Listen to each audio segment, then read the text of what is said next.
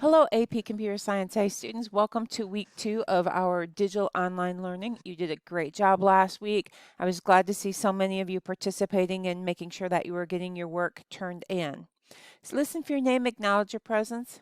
Oh, don't you miss that, hearing me say that and you say here every day?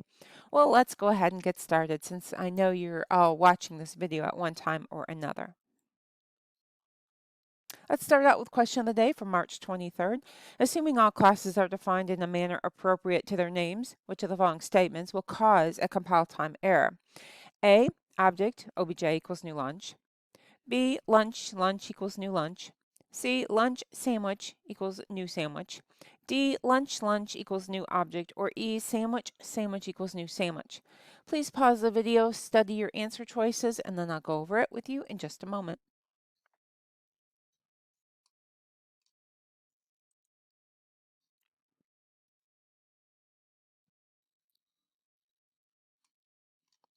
All right, did you figure out which one is not going to compile? If you thought answer D would not compile, you are correct. When you instantiate an object, you tell the compiler what type it is, left side of the equal sign.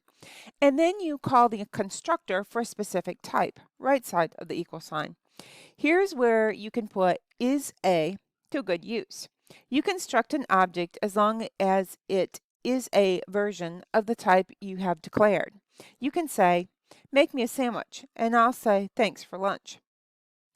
And you will always be right. But you can't say, make me lunch, and I'll say, thanks for the sandwich. What if I made soup?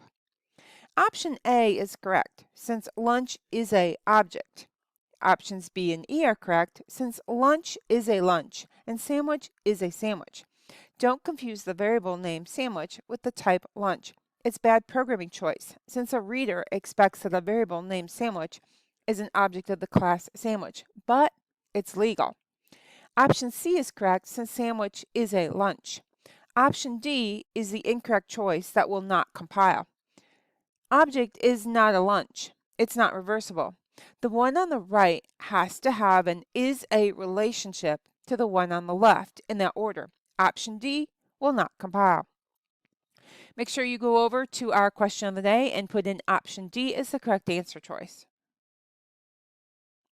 Overview for March 23rd, we're going to do question of the day, which we just went over. You are going to complete the You Do It exercise 9.2. You'll post your Java file and your screenshot in the It's Learning Dropbox. Keep on reviewing for the end of pathway assessment. And then we're going to have a reading check over pages 467 to 481 tomorrow. So those were the pages that I assigned you to read last week. So if you didn't get those done, here's one more day to get them done, and we'll do the reading check tomorrow. Office hours and assignments.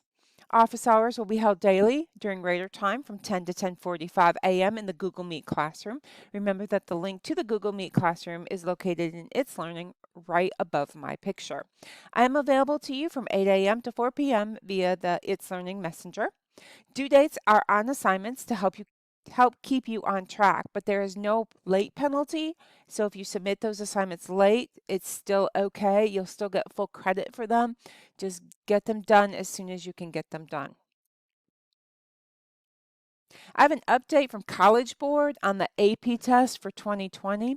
College Board has made some modifications for this year only, and they have decided, since so many schools across the world are on digital online learning, that there's going to be no multiple choice questions on the AP exam. Instead, the AP exam is going to be 2 free response questions. Normally there are 4. This year there's only going to be 2 free response questions. It will you will have a 45-minute time limit, and you must be able to write code. Again, free response is all about writing code.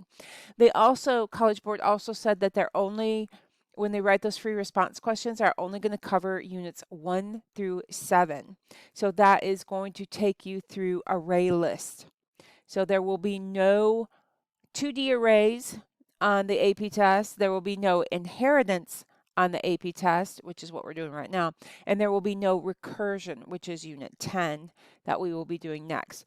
So everything that we've done through units 1 through 7, so software design, all the way through array list, are possibly going to be on the AP test. So you'll definitely, for those of you taking the AP test, want to look back over those units.